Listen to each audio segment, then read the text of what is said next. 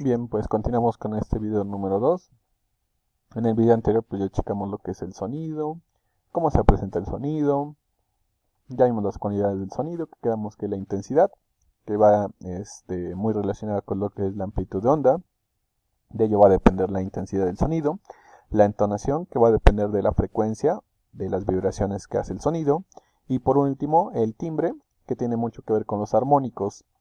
También dentro de estas cualidades del sonido vamos a tener lo que es los accidentes en la propagación del sonido. Entonces, bueno, hay un accidente en la propagación del sonido.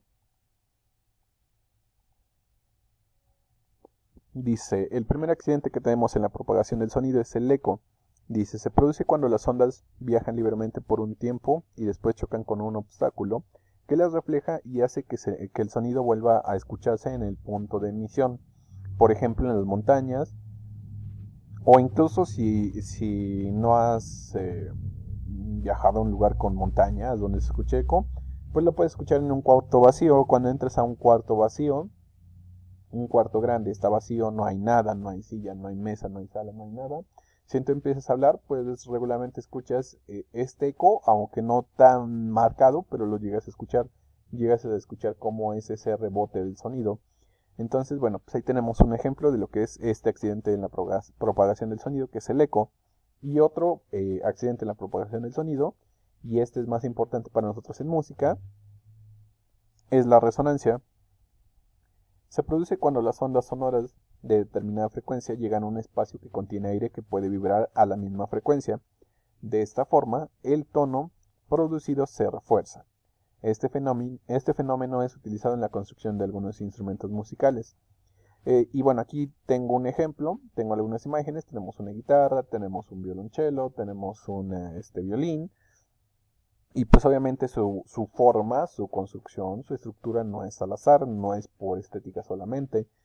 Obviamente pues esto tiene una función.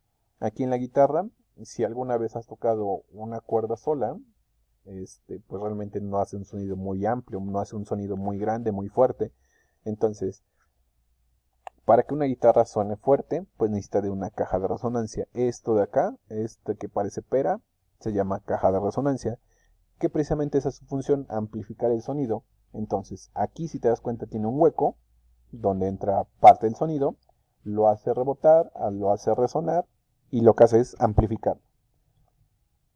Si alguna vez, bueno, no es necesario que toques un instrumento para que hayas visto una guitarra y una guitarra eléctrica.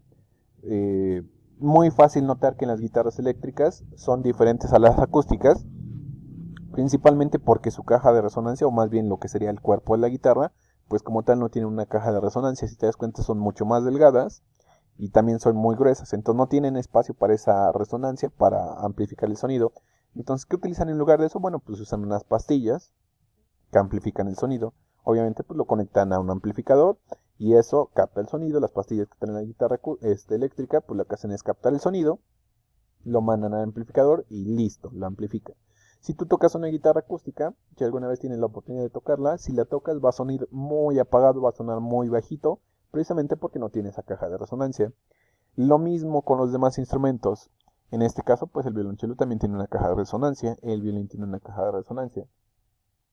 Otra cosa, como ya vimos acá también, en cuanto a las frecuencias que tenemos, pues obviamente va a tener su entonación. Entonces quedamos que la entonación pues va a ser qué tan agudo o qué tan grave va a ser el sonido. Entonces, ¿por qué una guitarra tiene una caja de resonancia de ese tamaño? ¿Por qué esta tiene una caja más grande? ¿Por qué esta tiene una caja más chiquita? Bueno, pues porque obviamente quedamos que vamos a buscar este un espacio que contenga aire que los pueda hacer vibrar a la misma frecuencia. Entonces, entre más agudo es el sonido, pues su caja de resonancia va a necesitar ser más pequeña.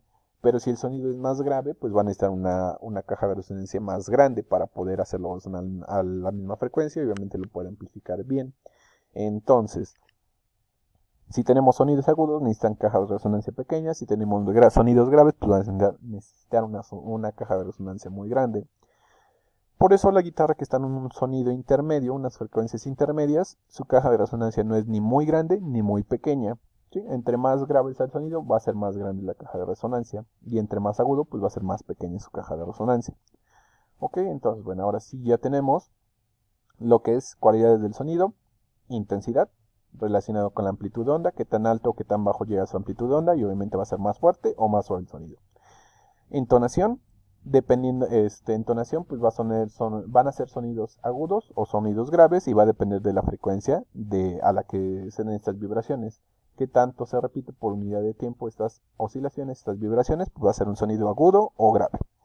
Los armónicos, quedamos que simplemente es como su sello personal de cada sonido. ¿Sí? Quedamos que a pesar de que produzcamos sonidos con la misma intensidad, con la misma frecuencia, pues va a ser diferente producirlo con un piano, un violín, una guitarra, una voz humana, etc. Y eso pues van a ser los armónicos, van a ayudarnos a distinguir ese sello personal de cada objeto o cada elemento que está produciendo un sonido. Accidentes de la propagación del sonido, quedamos que es el eco y la resonancia, que es el que a nosotros nos sirve en música. Luego nos pasamos a lo que son elementos de la música, que tenemos tres: tenemos la melodía, la armonía, el ritmo y el timbre. Entonces, bueno, vamos a ver qué es la melodía. Dice: combinación de sonidos bajo ciertas leyes o lógica musical de tal manera que se expresa una idea. A esto de manera común le decimos tonada. ¿Sí? Si lo vemos en la música actual, ¿cuál sería nuestra melodía? Si pones una canción, pues la melodía va a ser la letra de la canción. ¿Sí? Tenemos lo que es una combinación de sonidos, expresan una idea y tenemos nuestra tonada. ¿Sí? Como cuando no te acuerdas de la letra de la canción y nada más las vas tarareando, pues vas haciendo la tonada. ¿Sí? Eso sería nuestra melodía. Luego tenemos lo que es la armonía. Dice: combinación de tres o más sonidos que se producen simultáneamente bajo ciertas leyes o lógica musical, se les llama acorde. La formación de los acordes y su relación determina la armonía. En el lenguaje común se le llama acompañamiento. Y bueno, entonces aquí va relacionado lo que es la melodía y la armonía, que sería mi tonada y mi acompañamiento. Pues acá tenemos algunos ejemplos. Dice: cantar con la guitarra. En este caso, la voz humana, la que lleva la letra, pues sería nuestra melodía, y la guitarra sería nuestro acompañamiento o nuestra armonía. Entonces ya tenemos melodía y armonía. ¿Sí? ¿Sí? Melodía, quedamos que es la letra. Armonía es la música que lo acompaña, la que llena los huecos. Luego tenemos lo que es el ritmo. Dice: se obtiene por la combinación de la duración de los sonidos.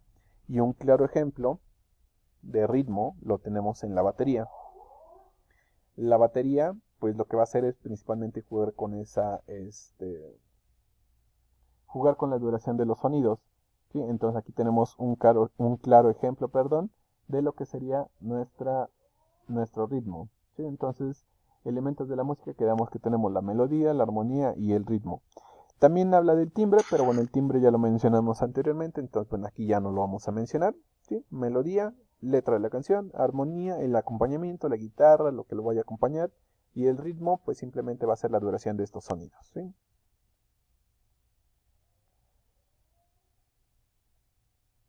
Luego, aquí también en elementos de la música tenemos algo adicional, que es el ruido. Dice: son vibraciones irregulares y se obtienen al golpear objetos, arrastrar una silla, golpear algo o al cerrar una puerta.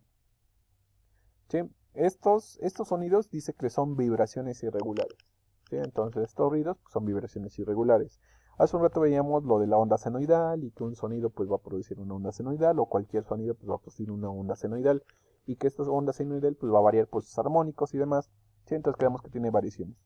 Pero cuando nosotros hacemos un ruido, es decir, no tiene bien claro una melodía, una armonía, en este caso pues vamos a tener muchas variaciones. Aquí podemos notar, a diferencia de los anteriores que hemos visto, que tiene variaciones muy muy marcadas, picos muy marcados, es irregular. Aquí podemos ver que sube relativamente bien, pero aquí tiene unas variaciones muy marcadas, lo cual pues no lo hace tan agradable al oído humano. No es lo mismo que toques una nota en el piano a que azotes la puerta, entonces pues obviamente no va a ser un sonido muy grato.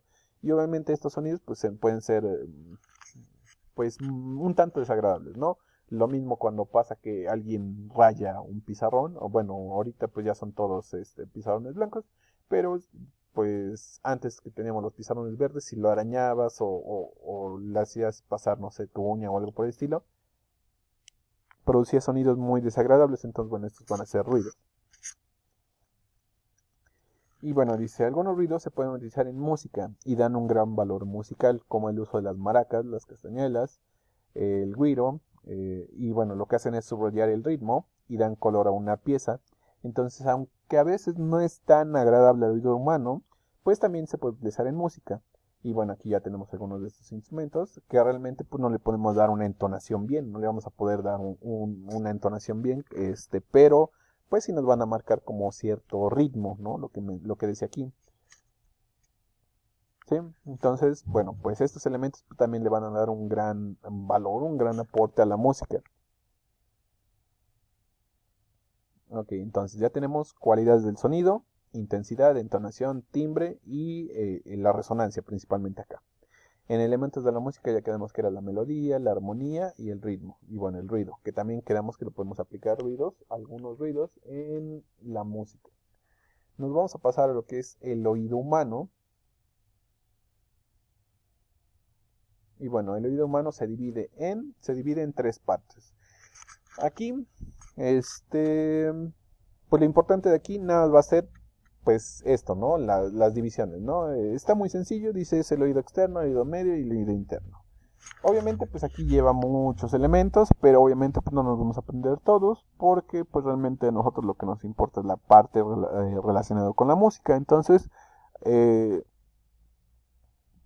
pues aquí nada más nos vamos a aprender eso, ¿no? Que son tres divisiones, medio, interno y externo.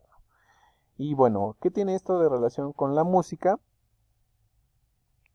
Dice, hay frecuencias desde 0 hasta infinito, pero el oído humano solo puede percibir como sonidos vibraciones mayores a 16 Hz y menores de 16.000 Hz. Y los instrumentos musicales pueden producir ciertas secciones de este gran campo de frecuencia. Al campo de frecuencia que puede producir un instrumento o persona se le llama registro o tesitura. Ok, entonces lo que decíamos, ¿no? O sea, va a haber muchas vibraciones, va a haber muchos, oscilaciones muy pequeñas, oscilaciones muy grandes, pero obviamente nosotros no vamos a poder percibir todas. Yo creo que lo has visto en películas, lo has escuchado en alguna conversación, o bueno, no sé, yo creo que en algún momento lo has escuchado, que por ejemplo hay sonidos que los perros oyen, que los animales oyen, pero pues obviamente nosotros no los podemos escuchar. Y lo mismo, hay sonidos muy, muy grandes, muy graves, perdón, que igual van a producir algunos animales y nosotros no los vamos a poder escuchar. Por ejemplo, hablamos de las ballenas, ¿no? El canto de las ballenas, pues obviamente son sonidos que pues nosotros apenas sí vamos a poder percibir, pero a lo mejor para ellos es muy claro. Este, sí, entonces, bueno, el humano solamente va a escuchar desde 16 hasta 16.000. Y obviamente no es que los escuchemos precisamente esas frecuencias. Para que pudiéramos escuchar esas frecuencias tan abajo o tan arriba, pues nuestro oído tendría que ser un oído muy, muy entrenado. Entonces, no cualquier persona va a escuchar un sonido de 16 Hz, ni tampoco uno de 16.000 Hz. Entonces, esto va a depender mucho de cómo entrenes a tu oído, de la preparación musical que lleves. Y obviamente esto pues en música también sirve mucho, ¿no? Hay personas pues que van a poder distinguir diferencias de un solo hertz. Y esto pues nos sirve mucho en los instrumentos cuando hablamos de afinación de instrumentos. Uno de los que se afinan más constante pues es la guitarra, se afina muy constantemente y obviamente pues hay personas que la pueden afinar sin necesidad de algún instrumento electrónico, lo pueden hacer mediante el oído simplemente. Y eso es porque tienen un oído muy desarrollado o muy bien entrenado. Pero obviamente pues les decía, no, esto pues también se puede lograr mediante práctica, mediante entrenamiento. Y bueno, pasamos a lo siguiente. Dice, los instrumentos musicales pueden producir ciertas secciones de este gran campo de frecuencia. Y bueno, esto le vamos a llamar registro o tesitura. Y obviamente, dependiendo de este registro, de esta tesitura, de los sonidos que puedas producir, pues va a llevar un nombre. En esto, en canto, pues vamos a tener lo que son los sopranos, los contraltos, los tenores, bajos. Sí, bueno, aquí no vamos a mencionar todavía bien de dónde a dónde abarca, porque vamos a ver más adelante pues, las notas musicales.